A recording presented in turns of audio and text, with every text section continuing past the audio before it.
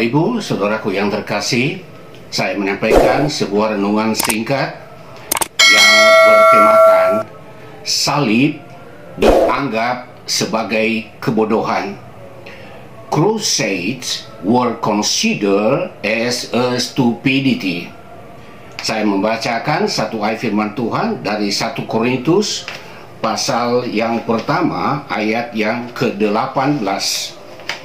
Sebab pemberitaan tentang salib memang adalah kebodohan bagi mereka yang akan binasa, tetapi bagi kita yang diselamatkan, pemberitaan itu adalah kekuatan Allah. Saudaraku yang terkasih, mengapa manusia tidak dapat memahami tindakan Allah dengan kekuatan hikmat-Nya? Yang pertama, hikmat manusia bertitik tolak pada kemampuan akal budi untuk menganalisa dan memahami. Dari sisi hukum, manusia akan melihat sesuatu itu menurut hukum positif, yaitu undang-undang atau peraturan yang telah ditetapkan. Sedangkan tindakan Allah bertolak dari kasih-Nya yang abadi.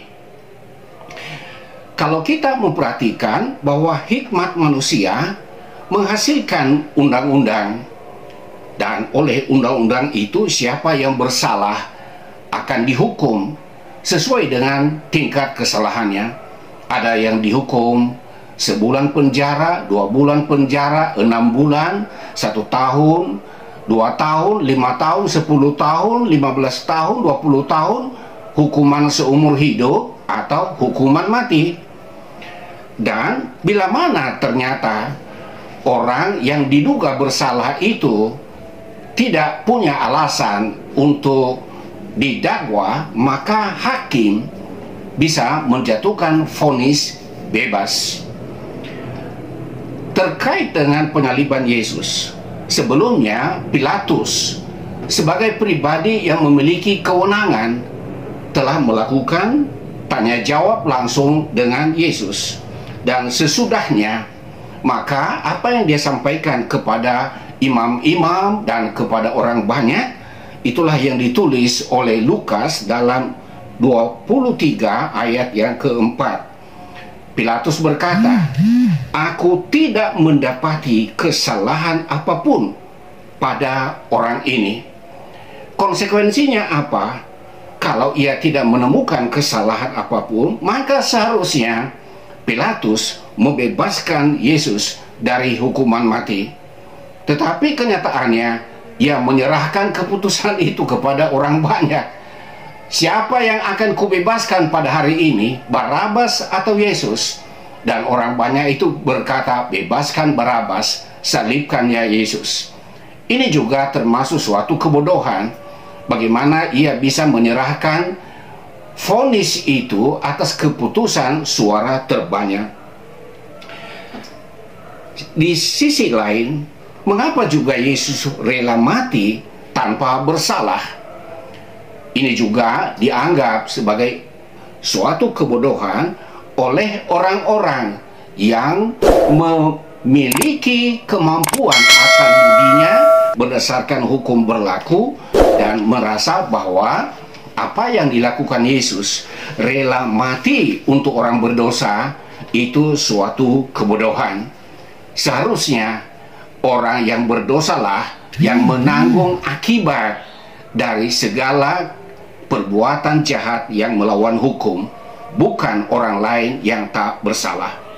Hal yang kedua, bahwa rencana penyelamatan melalui salib itu melampaui akal budi manusia. Itulah yang ditulis oleh Rasul Paulus di ayat 7 sampai ayat yang ke-9. Ini di pasal yang kedua, pasal 2 ayat 7 sampai yang ke-9. Tetapi yang kami beritakan ialah hikmat Allah yang tersembunyi dan rahasia, yang sebelum dunia dijadikan telah disediakan Allah bagi kemuliaan kita.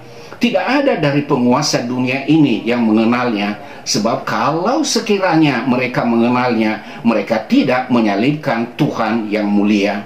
Tetapi seperti ada tertulis, apa yang tidak pernah dilihat oleh mata dan tidak pernah didengar oleh telinga dan yang tidak pernah timbul di dalam hati manusia, semua yang disediakan Allah untuk mereka yang mengasihi Dia.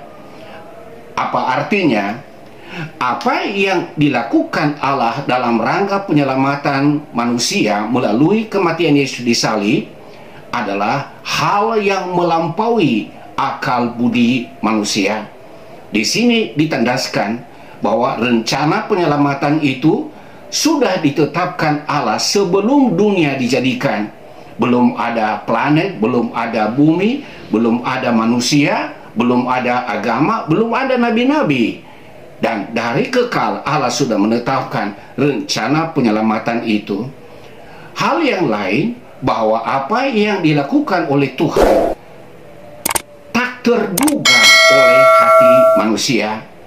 Andai kata saja manusia pada saat itu, tokoh-tokoh agama, memahami siapa Yesus yang sesungguhnya, maka mereka tidak bisa menyalibkan Tuhan yang mulia.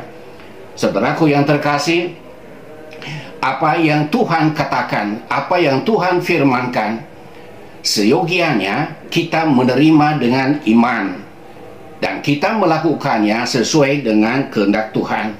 Sebab segala rencana Tuhan indah bagi manusia dan tidak ada rencana Allah yang membawa manusia mengalami malapetaka. Salib Yesus merupakan wujud kekuatan Allah yang menyelamatkan, bukan kebodohan. Menjadi kebodohan ketika orang mengandalkan akal budinya untuk memahami jalan-jalannya Tuhan. Dan apa yang Tuhan lakukan itu melampaui akal budi manusia. Kiranya renungan singkat ini menjadi berkat yang meneguhkan saudara-saudara sekalian. Tuhan memberkati.